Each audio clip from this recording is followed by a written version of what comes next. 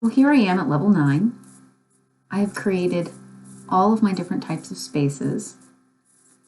Instead of choosing an organizing system, the other thing that you can do in the switch to properties, as you tab through to find the room, maybe you want this red, and that's the name, or that is your department name. And that keeps you organized as you try and situate different areas and note them in different colors. Maybe name them the color.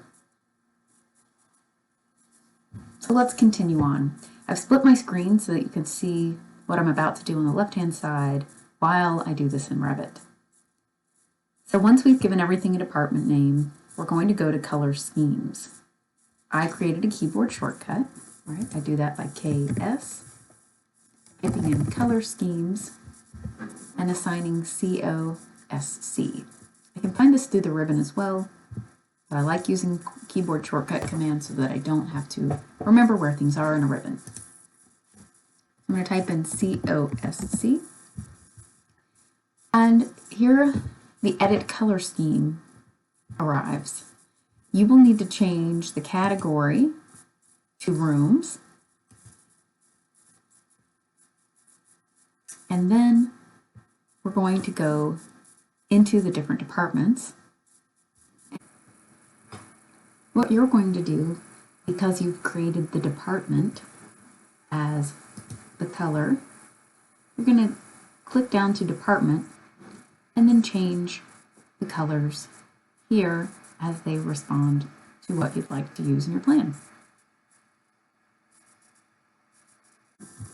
Your name or desire. So if you've created a department as red, you can say it is red. So take a look in the left-hand column. I simply did a keyboard shortcut command to get to edit color scheme. I changed the category to rooms. And then I'm going to choose the color by the name of the room or department. Hit apply.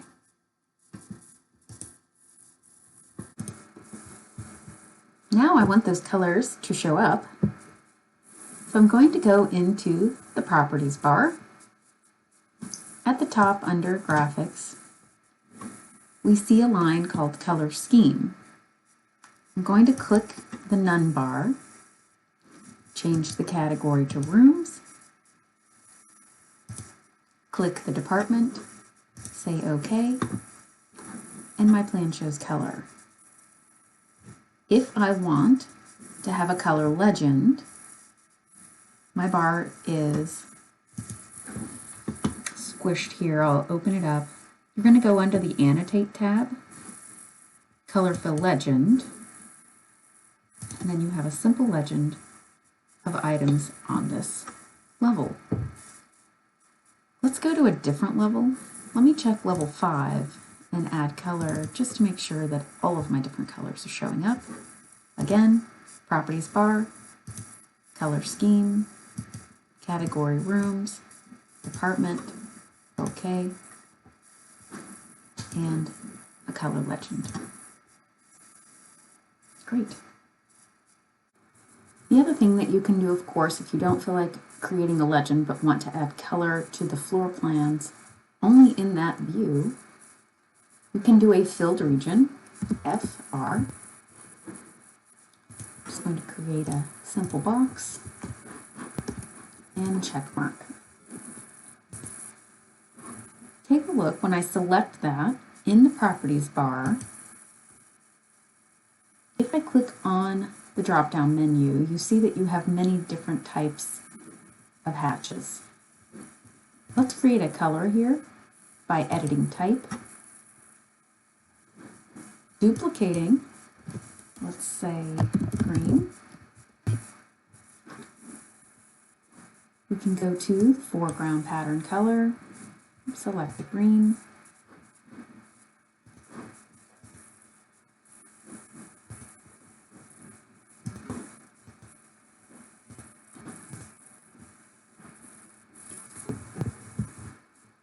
because the pattern was the crosshatch originally, I get a green crosshatch foreground and background. If I simply want just a green background, we can have it solid or transparent. We can click the filled region again, edit type, and change the foreground fill pattern to be solid. I click to the right-hand side and then solid fill. Okay. There we go. If we want transparency, edit type again. We're going to go up to type where we say green. Choose a transparent option.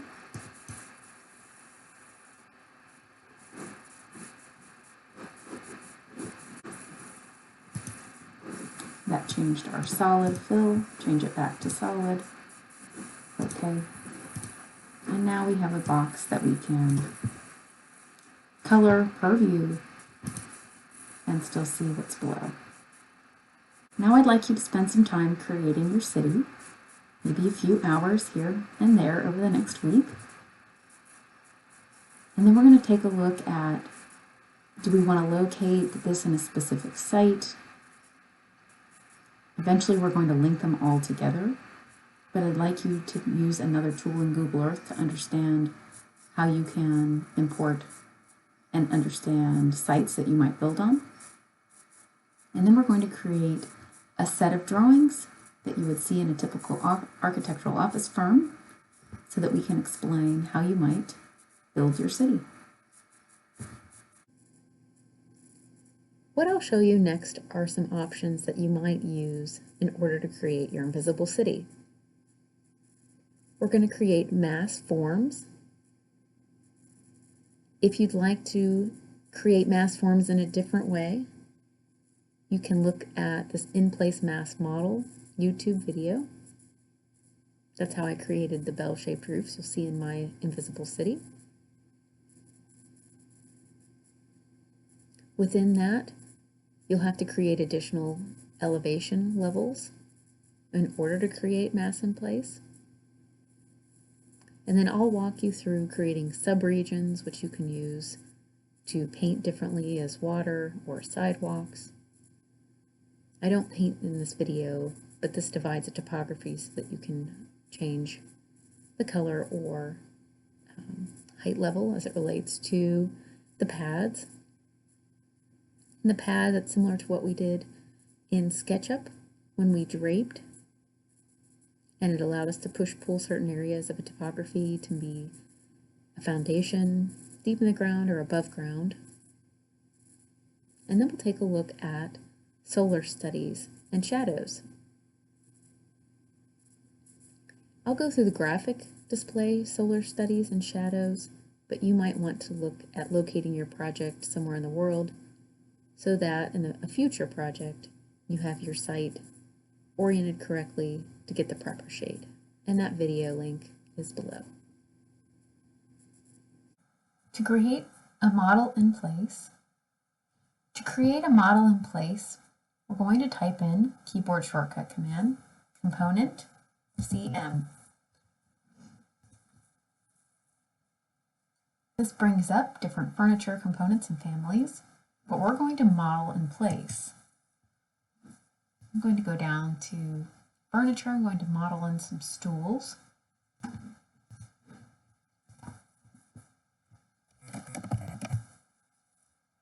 And then I'm going to go to create ribbon, extrusion. And then I'm simply going to place some oval stools on my low columns. I'm going to create these all at the same time because I don't mind if they're the same height. If I want these to be different heights, then I would do different components, different modeling for each.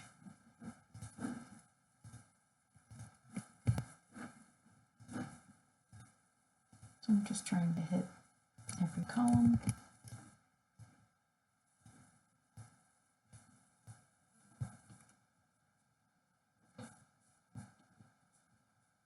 I'll use this pattern for now and see if I can copy paste or maneuver it in another way. So I hit the check mark. I like to do a depth of 10. That helps me to find it. I'm in 3D, and sometimes it gets a little lost as to where it's modeled on what plane. So because I did 10, I can search around for my model and then simply use the drag tools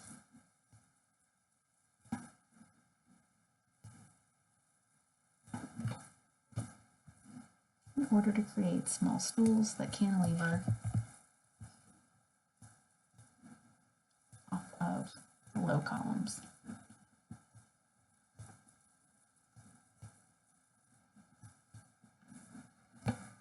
And then you can spin around to see if you like the way that looks.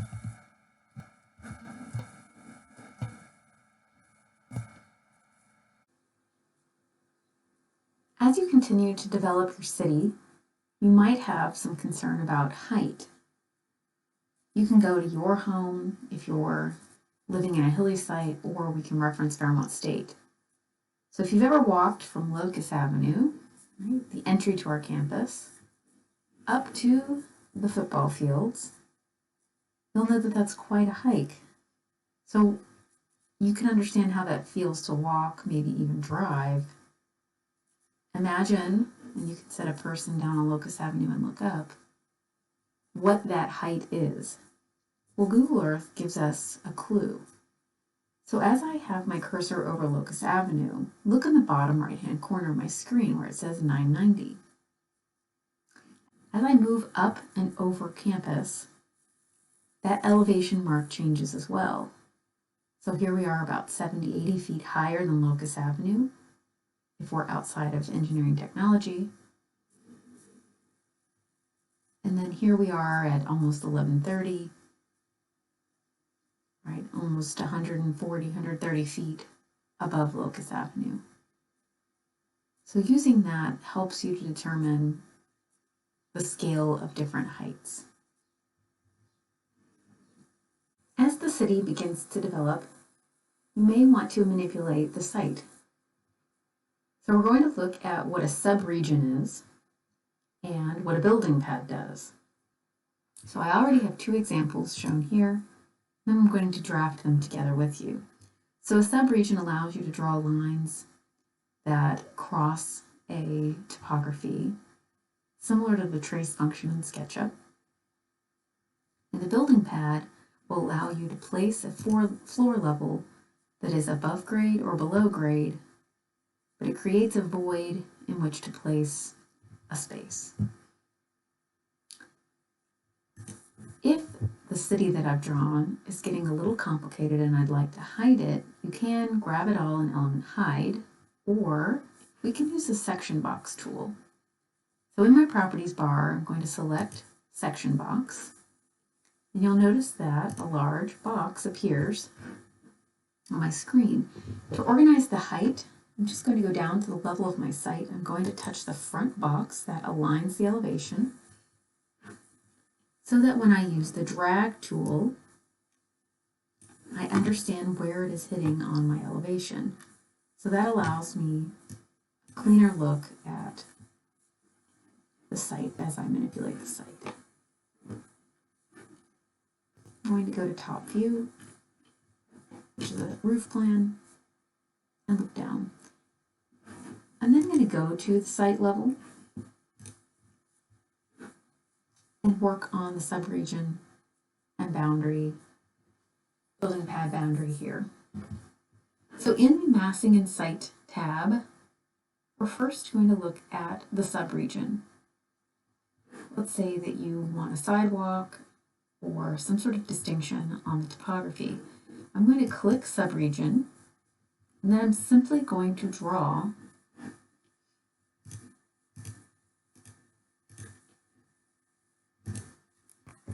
the region that I'd like to separate. I can use offset tool, O, spacebar, and make it a 10-foot wide offset. And then I'm going to close this volume, trim TR, and grab the places that I'd like to keep as a part of the line. and hit the check mark. I've done WT to split my screens so that you can see what's happening in 3D as I work. Now let's do the building pad. I'm going to go back to the site plan. And I think I'd like a building pad that mimics this circular floor. Again, go to Massing and Site, click Building Pad. You have an option.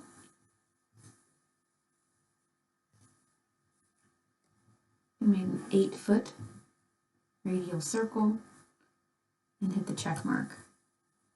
Now notice in 3D that that has placed the building pad, I think, on level 1. Let's look in the properties bar. Level 1. Now let's say I want the pad to be up a little higher. I simply just readjust the height. So we switch the level depending on where you would like the level of your floor, above grade or below grade.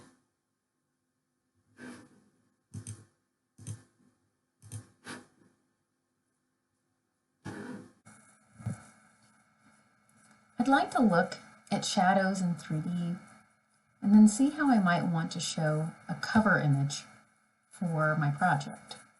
What is the one major image that you want to share to bring your project to the world? We're going to go down into Graphic Display Options. That's the cube in the bottom left hand.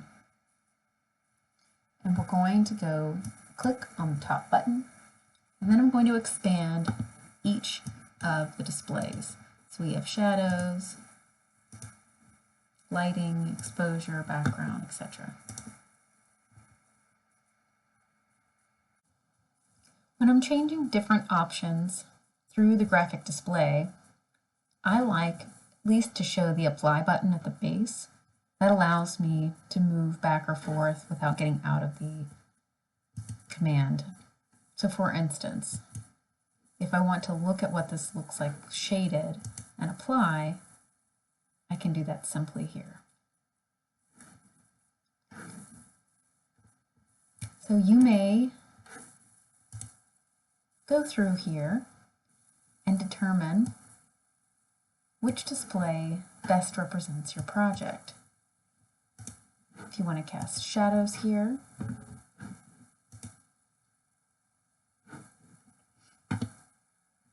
sketchy lines allow lines to look a little less refined. And you can extend them past where they draw. I find that to be a little messy. I'm going to unclick that.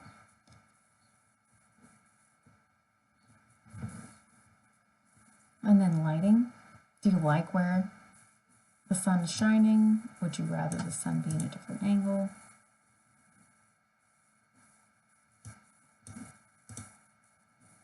How light or dark do you like your shadows?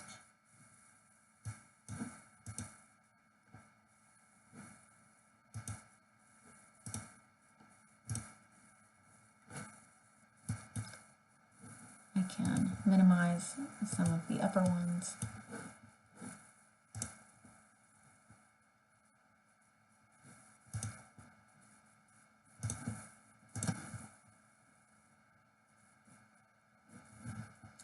So you need to go in here and just explore the different ways in which you can see your three-dimensional object. So the next thing we're going to do in order to turn in and share this project is to create our own construction document set. So when you first intern in an architectural firm, you'll need to take note of how they organize their sheets. The American Institute of Architects, or the AIA, relies on a national CAD standard, and that's the lower right-hand image, the sheet type designator. And judging from the comic strip, you'll see that all offices kind of have their own ways. So you'll learn which way to do your work by their templates. But what we're going to do today is set up the following left sheets, the cover sheet, information, and so on together. And then we'll combine those into one PDF to turn in. We're going to begin in Revit by importing a larger sheet size. For you, this might be a 22 by 34, 24 by 36 rather, but probably not the 11 by 17. If you only have that for your PDF printer, will scale to fit in the future. So you want a rather large drawing size. And then we're going to set up the sheets starting with a cover sheet. If you want your cover sheet to look a little more like a presentation sheet, we're going to edit a family here. I'm going to double click the view of the title block, double clicking the title block. So this brings me into the family. I don't want to save this as it is. I want to save it as a new family when I'm finished manipulating it. Some of the things that you might want to keep in here are the smart notes, right? You have the client name, the project name, the sheet, and maybe the date. So I'm going to grab these items and shift them off to the left. And then I'm simply going to erase everything. And we keep the sheet name as well.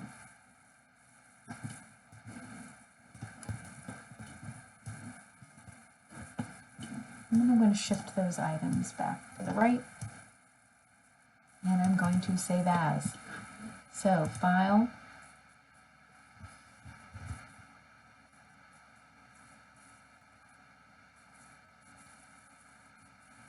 Save as a family. I'm going to place this in my Revit files and call it Presentation Cover Sheet. Save. In order to get this into my project, I'm going to go up to Load Into Project and Close.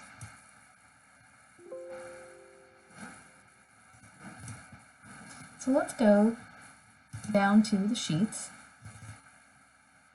I have a couple old sheets in here. Let's see if any of those became my new title block. No. So I'm just going to go to sheet A101, click on the title block, go into the properties bar, and look for my presentation cover sheet. And that changes it. Okay. So let's start naming Revit the way I want to name my future sheets. I'm going to bank this on the right-hand side.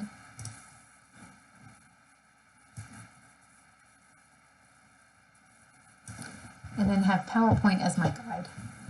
In order to rename a sheet, I'm going to right-click on the name, rename. I'm going to call this cover sheet.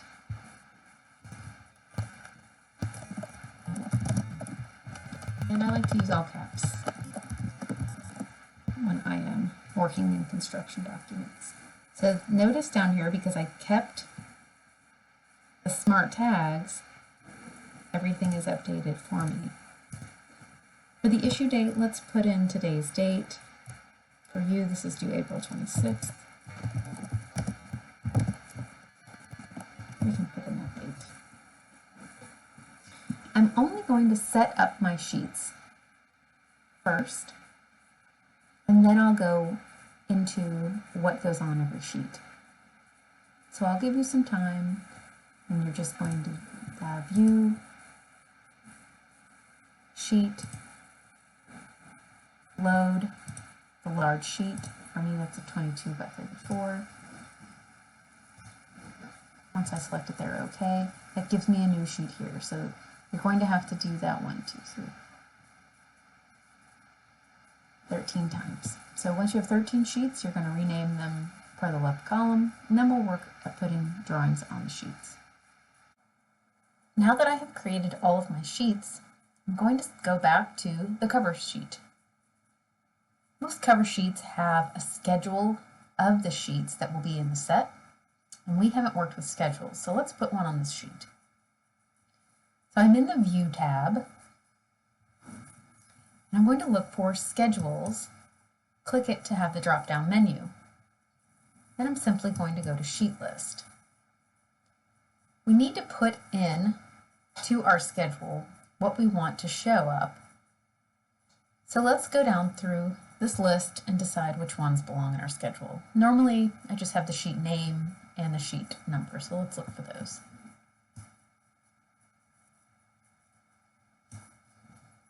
Both of those are at the bottom for me. I'm going to select Name and click the green arrow and number, green arrow. I'd like the number to go before the name, so I'm going to switch that order by using the blue arrow pointing upward. Hit OK.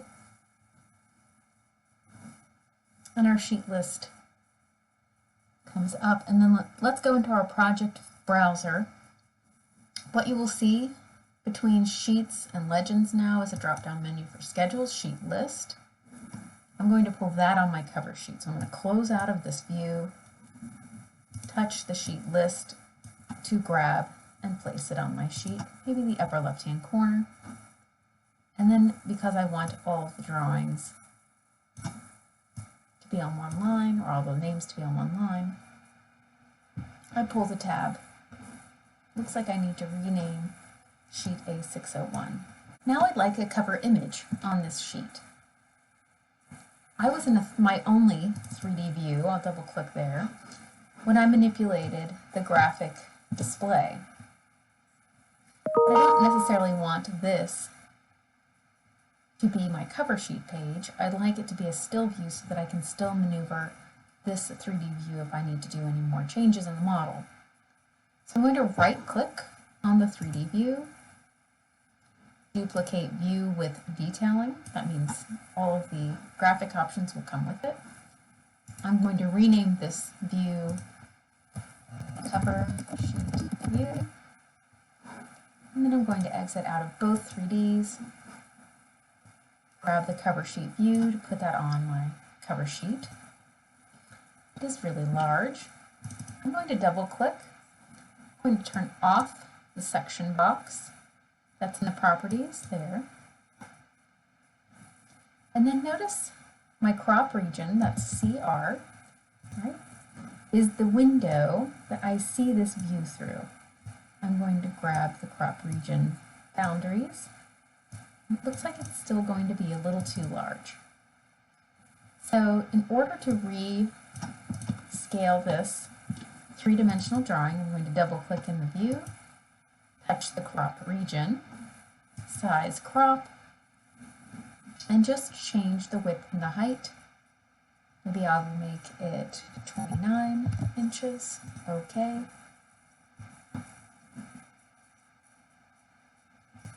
And let's change the scale in the bottom left. It's an 1/8 now.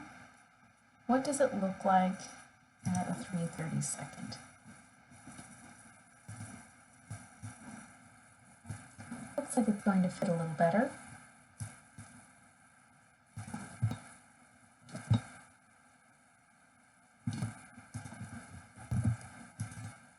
I'm going to place the view on the sheet.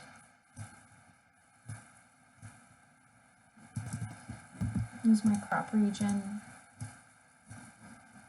to make a few more adjustments so that the image is smaller. I can also change the scale. And then I don't really want the name on here. So once I click the viewport, I'm going to go to the properties bar. And I want to create a view that does not have the line leader. So I'm going to edit the type, uncheck, we can duplicate and say viewport no title, uncheck show line extension, select OK, and then we don't have a title. So let's go back to our sheet list.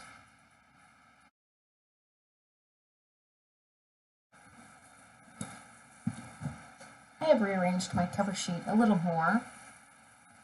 I made my presentation image 1/16, and then I created a 1.5-inch size title.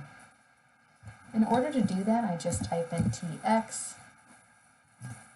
Once I start typing, you can determine whether it's the right size. If you grab that text and go in the properties bar, you can edit type, duplicate, and create a text size as you prefer. 1.5 worked for me. The 2 was a little too large. But let's go to the general information sheet. So this is not my presentation sheet. And here what I'd like you to do is place your sketches, the city name that you sketched, and any other general information that you'd like to talk about your city. So I'll just put that text here, and you can use this for reference. So your general sheet will include your text information about your city, why you chose it, any additional information that you have about the project, and your sketches. You can import the image here. In order to decide how many levels I need, and depending on how complex your city is, you might want to organize yourself this way first. So I have on a 101 level 1 sheet, and I have gone through the floor plans, pulling each of them onto this view. My level 1 really is just the base of my topo, so I'm going to delete that view from this sheet and not place that on any sheets. So you can decide how many sheets fit on one and how many levels you need. So for example, on A109, I was able to fit 2 of my 1-acre sites at a 1/16 of an inch. This is the 22 by 34 sheet, and those align rather well. I'm going to the site plan next and place the site plan here at 1 to 20. If I click then on level 2 and 3, 5 and 6, you'll see that I have plans that are generally in the same area. But what if I want them to be in the exact same place, sheet to sheet, so that when I'm flipping through, it's continuous? You can make plans be in the same location on a sheet using something called grid guide. So if you do a keyboard shortcut command, grid grid, I have assigned GG. You can do that. I'm simply going to type GG on the sheet and call my guide floor plan. A large rectangle shows up, and I'm going to use the crop regions and really just focus on this left hand drawing. Where these 2 northern left columns exist, I'm going to narrow in. Then I'm going to move the crosshatch of the guide grid to that farthest upper left column.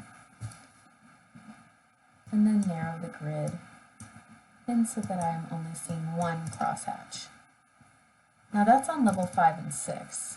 When I go to 8 and 9, which I need to rename,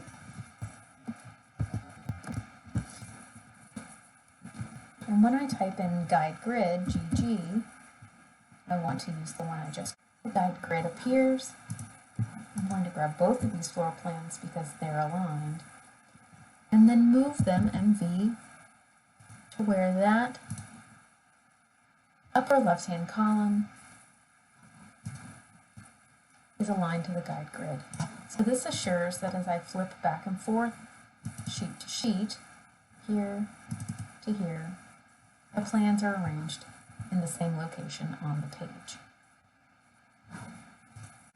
I'm going to let you continue to fill in the elevations, the exterior elevations, and sections. I'll explain the enlarged plans, details, interior elevations once you do that. So I will meet you there.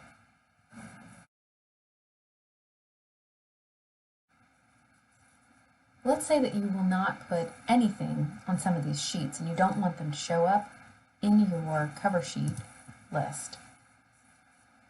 If you don't want them to show up in your sheet list schedule, what we're going to do, for instance, the demolition, this is all a new city. I'm going to touch demolition sheet, go to properties, and then uncheck appears in sheet list. And you'll notice that it is removed here. Normally Revit will organize your drawing list in a series of ascending. If it bothers you that some of these are out of order, you can double click on the schedule and go to filter and tell it how to sort. But that's one step farther than I am going to ask you to go. But that is how you do it. For the sections, if you don't know or can't decide where exactly to pull a section, 2 cross sections are a great place to start. So what we're going to do is go into a plan, View tab in the ribbon, Section, we'll take one north to south, and a second one east to west. Make sure that the drag tool, when you select that section, goes all the way through the drawing, otherwise elements will be cut off. If you don't want that tag on both ends, you can click the end to create just the leader. I've selected the break tab in the middle so that the section marker does not cross my drawing. Okay. And let's go to our section tabs and name them north, south, east, and west.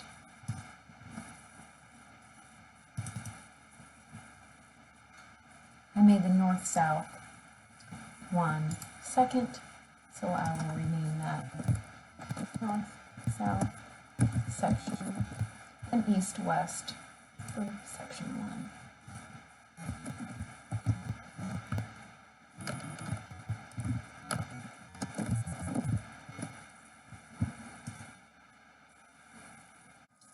I've placed sections on the section sheet, and I don't like that the markers go through the drawing. So again, I'm going to break them and then pull the tab so that it is out of my drawing. You can leave your levels, some of them. If some of them overlap, you can touch the line. There's a break line on it as well. If you want to grab both lines to get it out of the text, grab the upper one first and the lower one. The lower one controls how high that line level is. We're going to do a call out here because normally we have overall sections and we have an enlarged section. So in the View tab, there is call out. I'm going to click the rectangle and I'm going to zoom in on a portion of my drawing. What this allows me to do is make a more detailed, larger scale drawing. That call out is going to show up in the section project browser. I'm going to click back out so that I'm on my sheet. And I'm going to pull that call out into my drawing. Normally this is at the 3/4 scale, but I don't know that that is necessary for us. Let's make this maybe 1/4. Okay, see how it's too large for my sheet? What I can do is double click. I'm going to pull the section markers out to the right to clean up the main drawing. Again, making sure it said 2D, not 3D. I can break my viewport with the break lines that show up once I touch the crop region. Then there are small arrows that allow me to push and pull this drawing. So I'm cutting it because some information might be similar throughout it. Once these bubbles, the drag bubbles, touch one another, the view goes back to the way it was. So sometimes you have to do that part rather slowly.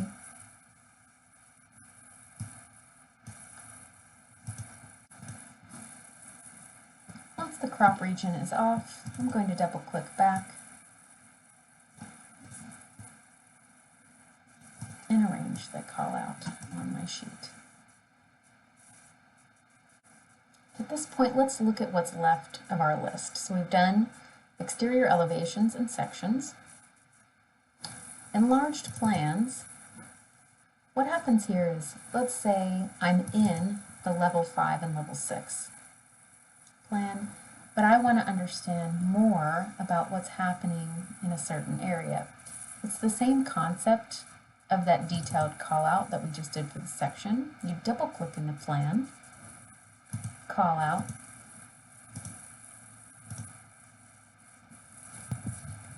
this call out goes into the floor plans, level 6 call out. I go back to the enlarged plans and pull that on a sheet. You don't really need to do this, just wanted to show you that that was an option. Back to our sheets. You might have interior elevations if you have some enclosed rooms and you'd like to show the interior. Let's see, I could do that here. I'm going to double click in the view, type elevation. In the properties bar, we have a couple different kinds of elevations. We have interior elevations and exterior. The notation just looks a little different. If you touch that bubble and check mark all 4 sides, this will allow you to have elevations of all of the views. I'm going to double click on this triangle and see an interior elevation of my space. That's really in here. So I'll just do one, pulling this prop region close so that it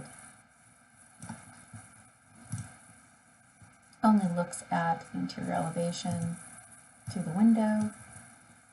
I'm going to close this out so that I can pull it on a sheet.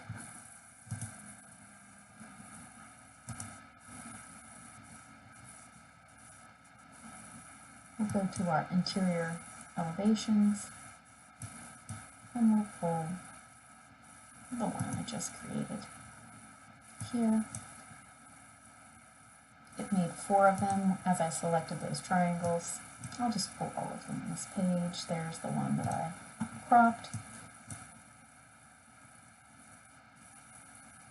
So feel free to include as many or as little interior elevations as makes sense to your city. We're going to skip schedules and reflected ceiling plans. The vertical circulation sheet is something that you would do enlarged plans related to vertical circulation, whether that be elevators or stairs. And then our perspectives. What I'd like you to do for perspectives is 4 camera views.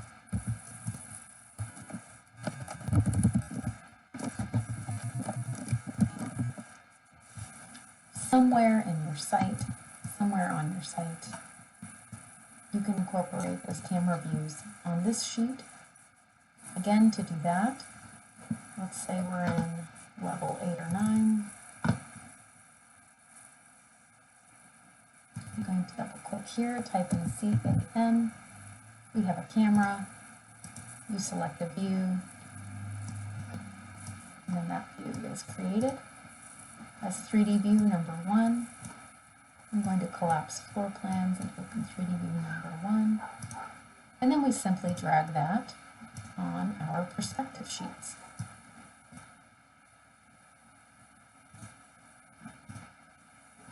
Maybe you title that View from Level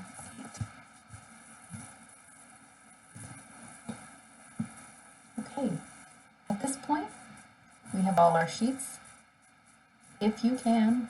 I would like them printed to PDF as one PDF. And let's review how to do that. So we're going to Control P.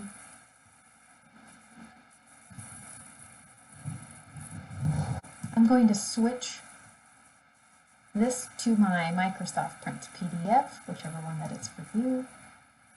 I had a student download Bluebeam. I'm not sure if it was the student version. Hopefully it was not expensive. Maybe that's something that you can find available. Make sure you're going to save this in a place where you can find it. You can browse your computer by pushing this button. And then I'm going to select the views, combine the multiple sheets, and click Select. I'm going to uncheck Views, and then I'm going to select all of the ones that I have drawings on.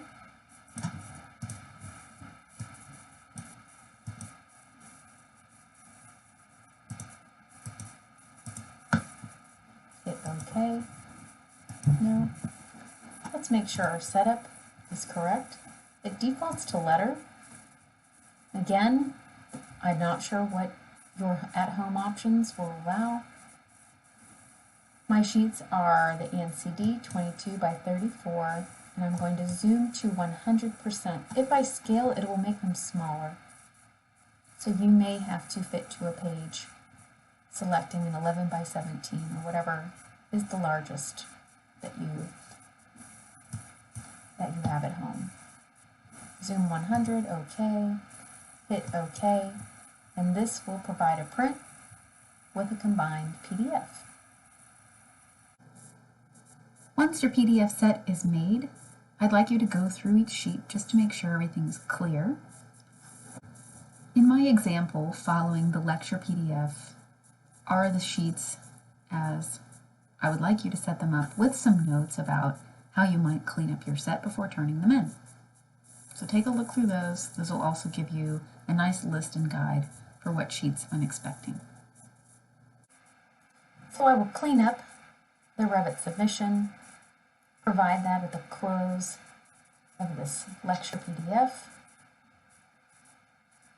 and then I would like you to save and send me your Revit file. I'll share everyone's linked cities, so that we can link them together next week.